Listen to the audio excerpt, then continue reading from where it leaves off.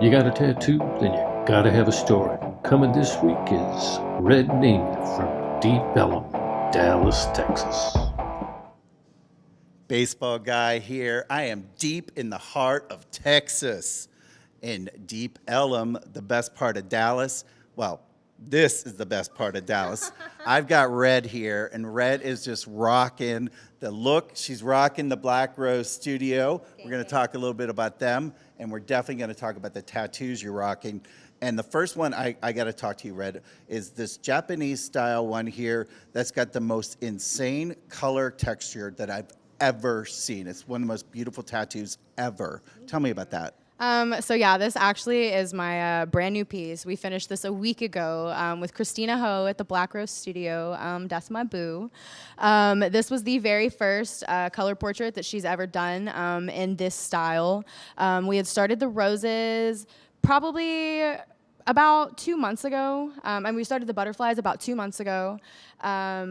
And then we let those heal, and then she started working on this skin part. So this skin part right here only took about 2 hours, but the technique that she used and the depth that she used on this rose took around 4 hours. So she put a lot of stuff into getting this on my skin, and it's so beautiful.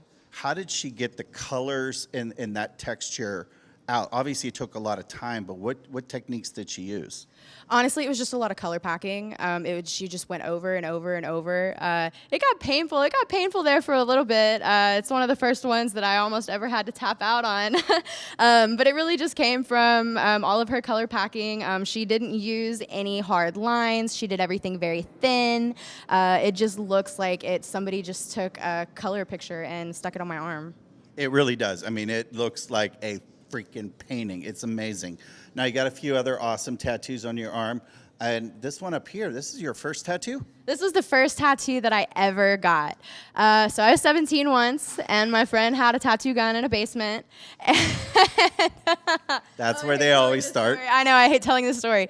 Yeah, so this was kind of the same thing with him. He was just like, hey, I have this design that I want to do. Do you want to come over and get it? And my friend, when we were 17 years old, my best friend at the time, we just hopped in the car and we drove.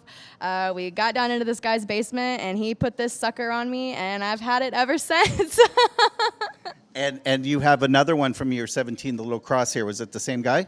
Yes, it was the same guy. So I've only ever had 2 artists, which is Kristina, who I will never, ever, ever go let another person put a needle on my skin ever again.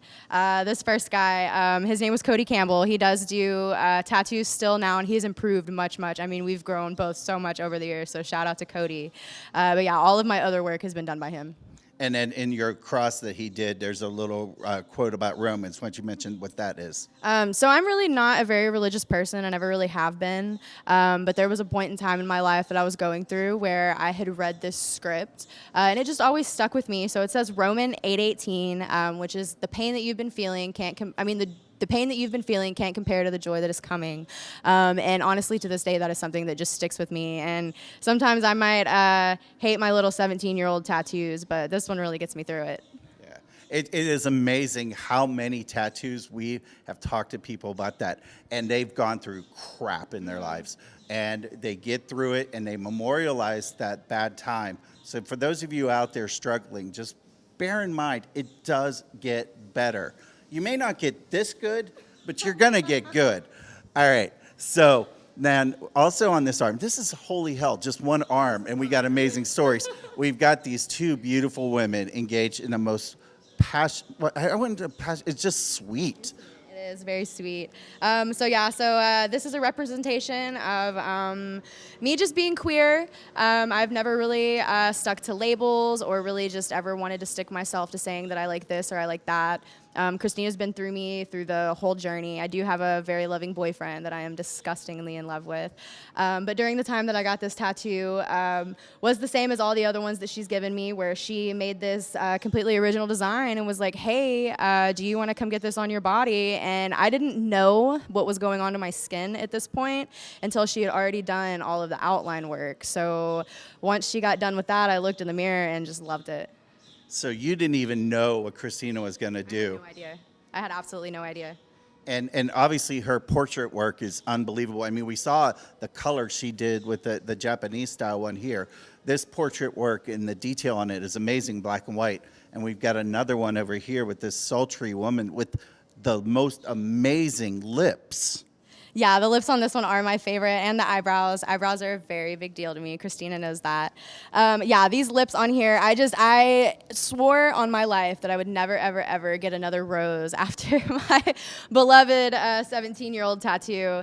And Kristina convinced me to get this. I saw part of the sketch for it when she was first working on it. I had literally only seen about this much of the tattoo, and I was just immediately in love.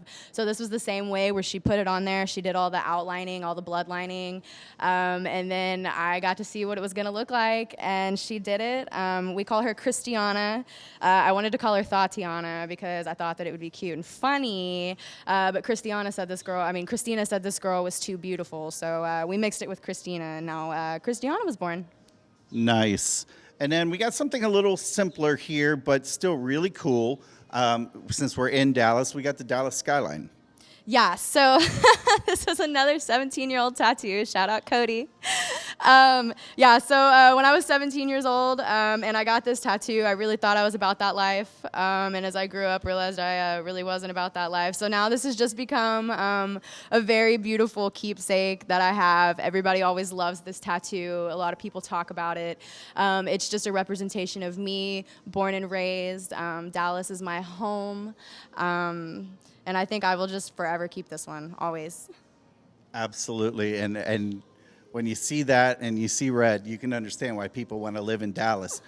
And what is this, an avocado? This is an avocado. Okay, so this one is actually so funny. I thought I would never in my life get a cartoon. I always thought tattoos had to be serious.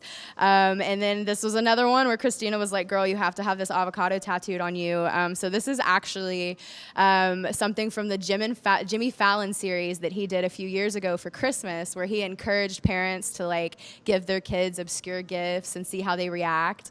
And there was this one boy who's unwrapping this present, and he opens it, and it's an avocado. And he looks at it, and you can see like he's obviously disappointed, but like he wants to be thankful about it. And he goes, "It's an avocado, thanks." And he like hugs it and then puts it down. And that's just like a funny inside joke between Kristina and I. But she's actually getting the other half of the avocado, so we're definitely going to be a pair.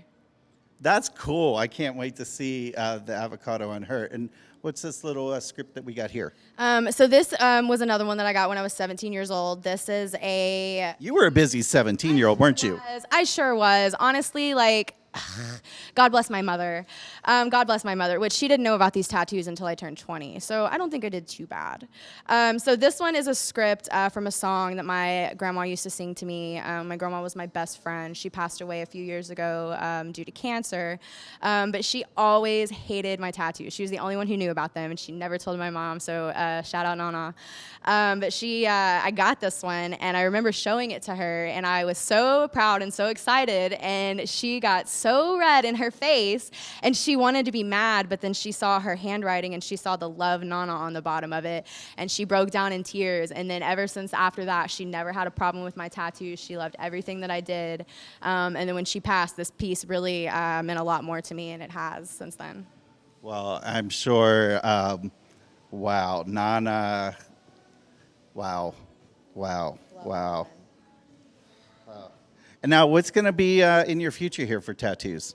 I'm definitely going for a full body cast with Kristina. I am just her blank canvas. Like I said, she calls me up whenever she has free time, and she's like, "Hey, I got these designs I want to do. Let's get to it."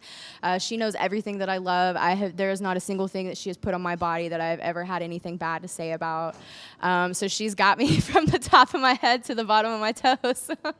So that kind of trust with your artist is super important, and sweat is not so super important. It's a little hot here in Dallas, by the way. But Black Rose Studio, you can catch Kristina there if she's not doing something incredible on Red. Red, I want to thank you so much for your time today, and give my best to Kristina. We're going to get her on Tat-Stories here eventually. Want you to like this video. Want you to comment about the lovely Red. And what's your favorite piece? I know what mine is, but which one's yours? Also, pound that subscribe button. And want to thank you from the deep heart of Texas, Baseball Guy and Red, checking out.